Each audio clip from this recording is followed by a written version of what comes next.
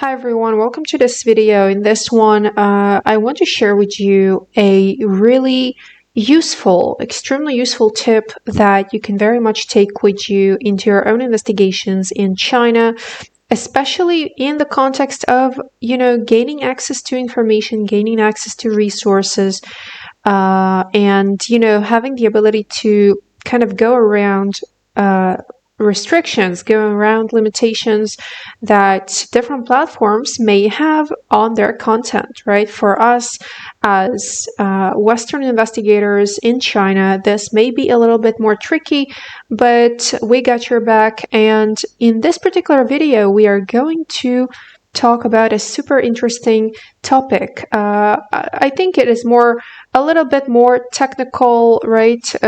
Because we are going to look into source code. We're going to understand how can you, if you do not have a user account, right, on a website, on a platform, some kind of tool, whichever it may be, and there are restrictions, such as here. We're going to see, by the way, CSDN is a great resource, but we're not talking about what kind of specific post this is, who is the author. No, we don't care about these things.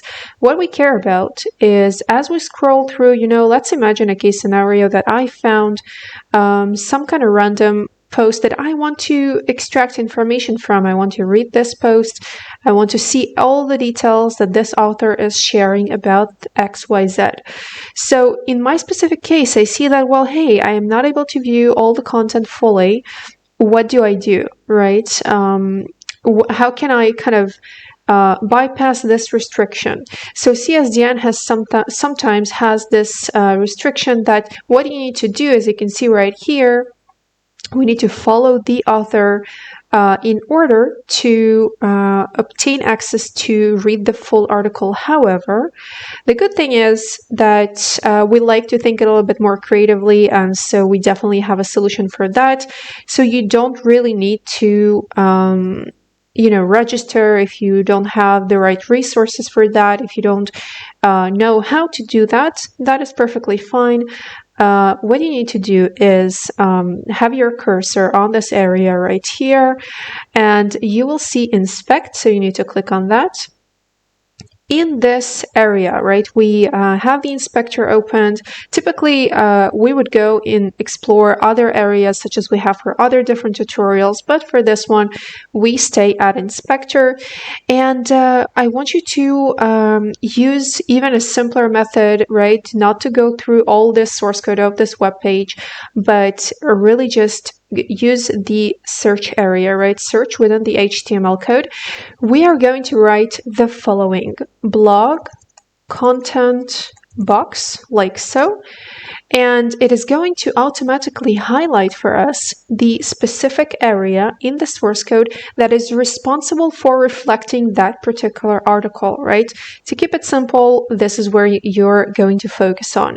So we want to actually expand that specific area right here, and you want to identify the article class. So this is exactly where we are going to click. The next thing is you want to identify article content, clear fix, and height and overflow. So watch carefully. I'm going to place that a little bit here. As you can see, the article is still closed, right? Technically, we're not able to view that, and I want to show that to you one more time.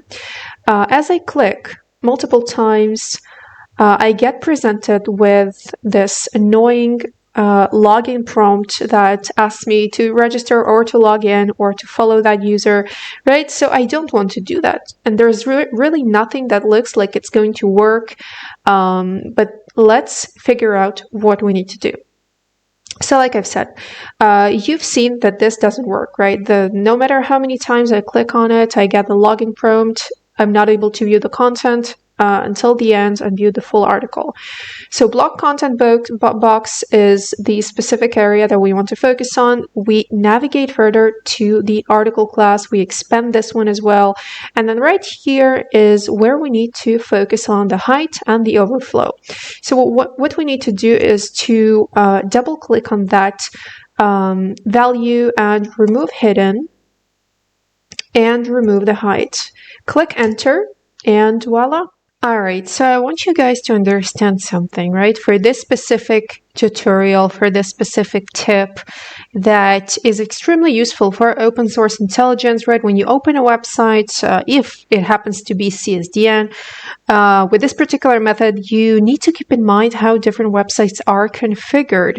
Of course, if you want to learn more and expand your capabilities with advanced technical and really out of the box examples, ideas, case scenarios, and tutorials and methods and tips and tools to bypass China's restrictions.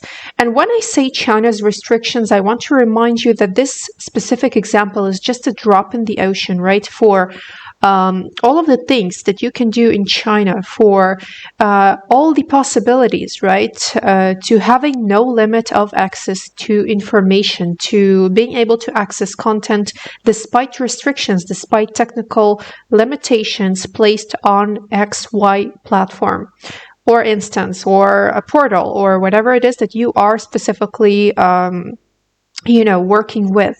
So again, just keep these things in mind. And if you do want to develop your skills like a professional in open source intelligence focused on China's internet and China's ecosystem, so definitely go to the OSINT China Advanced course page where you can see all the different modules, all the content, everything we talk about, and you will definitely find the blog area itself very insightful. You get a really pretty good idea of how the content is looking like, right, from the insider look of the course. We also have video lesson sneak peeks that we show you comprehensive, detailed, step-by-step insider view into the video lessons themselves, so you get a really good idea of how detailed everything is.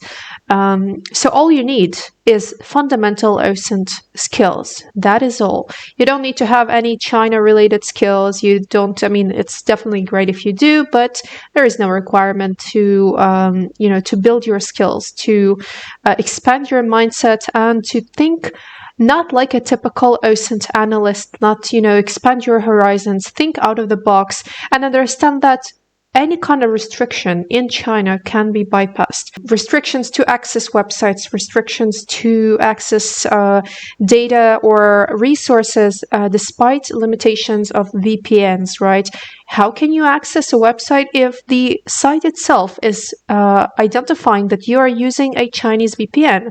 So clearly, it doesn't work, right? So how can you do that? And even without the VPN, how can you access resources despite these kind of restrictions? So if you want to learn really advanced methods and techniques that are exclusive to EP Cyber, that you cannot find anywhere else in the West, so definitely send us an email and explore how you may pursue this specific offering and really take your skills to the next level. Thank you for watching and have a great day.